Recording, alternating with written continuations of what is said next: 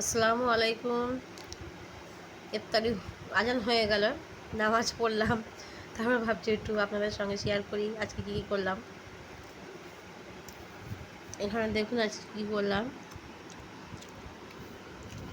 এটা চিকেন দিয়ে হয়েছে চপ। এটা আমার শাশুড়ি দিয়েছে। কিসের চপ বুঝতে পারছি, আমরা খাইনি। আমিও বানিয়েছি চিকেন দিয়ে, পেঁয়াজু আছে, আর এখানে ঘুগনি আছে, আর এখানে ফল আছে। দেখুন, নেড়ে তো একটু খেলাম, রাখা আছে। ছেলে ওর পাপা গেল নামাজ পড়তে।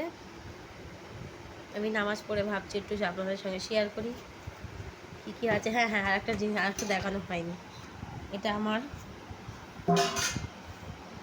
কাকি শাশুড়ি দিয়েছে।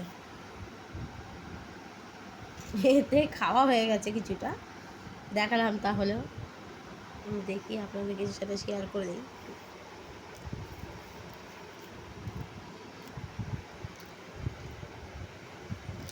বাই বন্ধুরা।